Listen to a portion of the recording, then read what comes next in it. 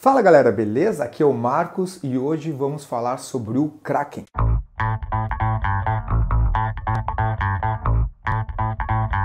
Na miniatura de RPG de hoje vamos falar do Kraken, essa criatura mitológica que habita os mares profundos e causa medo em todos os navegadores. E é claro, eu vou mostrar para vocês essa miniatura fantástica que o Giovanni Mendes esculpiu e me enviou para fazer a pintura dela. Não deixa de seguir o perfil dele aí no Instagram, tá aí embaixo na descrição, então vai lá e segue o Giovanni também. Mitos e lendas de criaturas monstruosas e aterrorizantes habitando os oceanos era muito comum na antiguidade. Se hoje nós não conhecemos todos os animais que habitam as águas mais profundas do oceano, imagina 1000, 2000 anos atrás. E nessa mistura de curiosidade com o desconhecido, com desbravar novos locais, surgiam as lendas e mitos que nós temos hoje. E com o Kraken não foi diferente, ele é uma criatura mitológica nórdica, é isso mesmo que você ouviu, é nórdico, não é grego, já já eu explico o porquê. Ele habitava ali o Mar do Norte, né, entre a, sei lá, Noruega e Groenlândia, por ali, e ele era descrito como uma criatura gigantesca, se não me engano com 40 metros e muitos tentáculos. Muito provavelmente, essa lenda surgiu algum encontro que aconteceu com uma lula gigante ou uma lula colossal. As lulas gigantes elas podem chegar até 20 metros de comprimento e as lulas colossais, apesar de um pouquinho mais curtas, elas podem chegar até meia tonelada, então elas são mais corpulentas, né? Muito provavelmente foi do encontro com uma dessas criaturas que surgiu a lenda do Kraken. Na lenda ele tinha 40 metros, mas de 20 para 40, de 15 para 40, né? Só aumenta um pouquinho aí, né? Cada um vai aumentando um pouquinho a sua versão da história. Tá, mas e o Perseu não matou o Kraken? Não, o Perseu não matou o Kraken. Isso é uma lenda urbana que surgiu por causa daquele filme Fúrias de Titãs, aquele filme horroroso, onde o Zeus fala "Release the Kraken". Release the Kraken. Release the Kraken! Mas na realidade a criatura marítima da mitologia grega é o Ceto, e ele é um peixe gigante com muito mais cara de baleia do que com qualquer outra coisa. Então, no filme eles usaram o Kraken, talvez por ser mais amedrontador, né, do que uma baleia, mas enfim, né, foi um erro criado pelo filme. A dica da semana do Mercado RPG não poderia deixar de ser um barco. Olha só esse grid em tecido, tem diversos modelos e sempre inclui o deck e o porão. Então não deixe de conferir no link que está na descrição. Bom, mas agora no RPG. O Kraken aparece desde o AD&D, tá? Da segunda edição do Dungeons & Dragons, e ele sempre foi uma criatura de nível de desafio bem alto, né? Sempre foi um oponente vigoroso para os aventureiros. A história conta que eles foram criados pelos deuses durante uma batalha celestial para servirem como soldados. Com o fim da batalha eles foram libertados, né? E cada um foi viver num canto mais sombrio do oceano, em abismos subaquáticos e lugares desse tipo. Em algumas histórias do D&D, o Kraken assume uma função meio que do Cthulhu. Em algum lugar ele meio que domina aquela região com medo e coisa assim, e ele consegue, um dos poderes do Kraken é alterar o ambiente, né? Então ele consegue causar tempestades e coisas do tipo. Então ele cria aquela situação de medo e pavor naquela região, e com isso ele cria ele acaba tendo alguns seguidores, né? E pode ter ser venerado como uma divindade, né? Ele meio que assume o papel de um deus naquela região ali. No livro dos monstros da quinta edição ele tá com essa cara de bagre, né? Mas essa não é a única cara do Kraken. O Kraken pode ter a cara que tu quiser, tá? Ele é uma criatura que não tem um visual único, né? Tem diversas espécies, vamos dizer dessa forma. E ele é nível de desafio 23 e tem 472 pontos de vida.